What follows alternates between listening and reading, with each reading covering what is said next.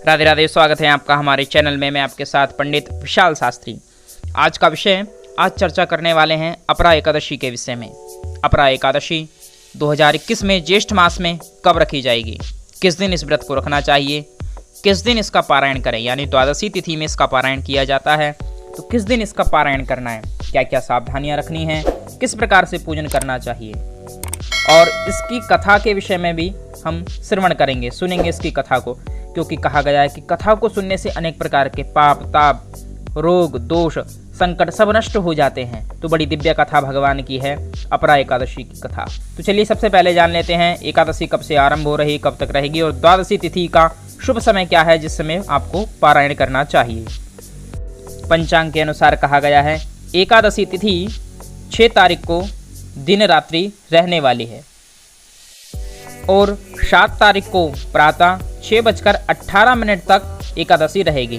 तो उसके पश्चात द्वादशी जब आरंभ होगी उसी में पारायण करना चाहिए, यानी कि 6:18 से आरंभ होकर 8 बजे तक का शुभ मुहूर्त रहेगा जिसमें आप पारायण कर सकते हैं। तो इसी समय के बीच में आपको पारायण करना चाहिए। चलिए जान लेते हैं एकादशी पूजन की विधि। सबसे पहले आपको एकादशी के दिन प्रातःकाल ब्रह्म वेला में उठना चाहिए, यानी कि 4 बजे से 5 बजे के बीच में आपको उठ जाना चाहिए। स्नान करें, स्नान के जल में थोड़ा सा गंगा जल डाल सकते हैं, इससे आपको अत्यधिक पुण्य प्राप्त होगा। उसके पश्चात अपने पूजा घर में बैठकर भगवान विष्णु का पूजन करना चाहिए। पहले भगवान गणपति का पूजन करें, उसके पश्चात भगवान विष्णु का पूजन करना चाहिए। भगवान विष्णु को पीले पुष्प, पीला वस्त्र, पीला तिलक लगाना चाहिए। भगवान को जो भी नैवेद्य आप अर्पित करते हैं, पंचमेवा, ऋतुफल इत्यादि भगवान को अर्पित करें। उसमें तुलसी का दल अति अनिवार्य है, तो तुलसी का दल जरूर रखना चाहिए। भगवान के पूजन का आप संकल्प लें, क्योंकि संकल्प के बिना पूजन पूर्ण नहीं माना जाता है, पूर्ण फल आपको प्राप्त नहीं होता है। तो संकल्प ले लें कि भगवान आपकी कामना को सिद्ध करें। अपना नाम, गोत्र, तिथि, वार, नक्षत्र आदि इसका नाम लें और फिर बाद में शाम तक आप फलाहार व्रत, फिर शाम को भगवान का पूजन करें, आरती करें, फलाहार करें।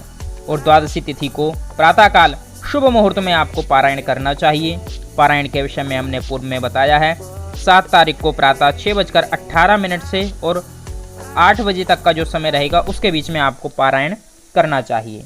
द्वादशी तिथि में आपको जो अन्न आपने ग्रहण एकादशी में नहीं किया है उसका आपको द्वादशी में प्रातःकाल दान करना चाहिए। जैसे सब्जियों का दान, आटे का दान, जैसे आप अन्न खाते हैं तो अन्न का दान, अन्न में चावल, गेहूँ इत्यादि जो भी आते हैं वह सब आप दान कर सकते हैं। नमक, मिर्ची, हल्दी, ये सब चीज़ें आपको यथाशक्ति दक्षिणा रख के किसी ब्राह्मण को या फिर धर्म स्थान में आपको दान करना चाहिए। तो इस प्रकार से पारायण का विधान है। चलिए अब सुनते हैं भगवान की दिव्य कथा जो युधिष्ठिर जी को भगवान श्री कृष्ण बतला रहे हैं।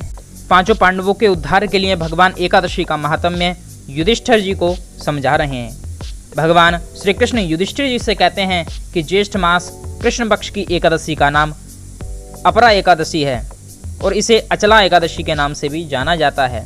तो ध्यानपूर्वक इसका महात्म्य आप सुने। श्री कृष्ण कहते हैं कि हे राजन, ज्येष्ठ मास के कृष्ण पक्ष की जो एकादशी है बड़ी ही दिव्य है। इसके प्रभाव से मनुष्य लोकों में प्रसिद्धि को प्राप्त कर लेता है।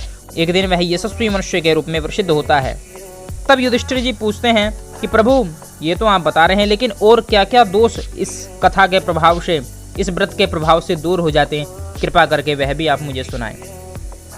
तब श्री कृष्ण भगवान कहते हैं कि सुनिए युधिष्ठिर जी, इस व्रत को करने से कौन कौन से पाप नष्ट हो जाते हैं। कहते हैं कि ब्रह्म हत्या का पाप भी इससे दूर हो जाता है, भूत योनि भी इससे दूर हो जाती है, दूसरों की निंदा आदि करने से जो पाप लगता है वह भी दूर हो जाता है, परस्त्री गमन का दोष भी दूर हो जाता है। कहीं झूठी गवाही दी, असत्य भाषण किया, कहीं आपने वेदों की निंदा की है, शास्त्रों की निंदा की है, ब्राह्मणों की निंदा की है, गौ माता की निंदा की है, माता पिता की निंदा की है, तो उसका जो दोष लगता है वह भी अपरा एकादशी को करने से दूर हो जाता है। कहते हैं जो क्षत्रिय युद्ध क्षेत्र से भाग जाता है उसको जो दोष लगता है वह दोष भी दूर हो जाता है भगवान के इस व्रत को रखने से, एकादशी के व्रत को रखने से। कहते हैं जो गुरु और शिष्य की परंपरा है उसमें यदि शिष्य गुरु की निंदा करता है तो जो दोष लगता है बड़ा भारी लगता है, लेकिन यदि वह अपरा एकादशी का व्रत करता है तो वह भी उस दोष से मुक्त हो जाता है।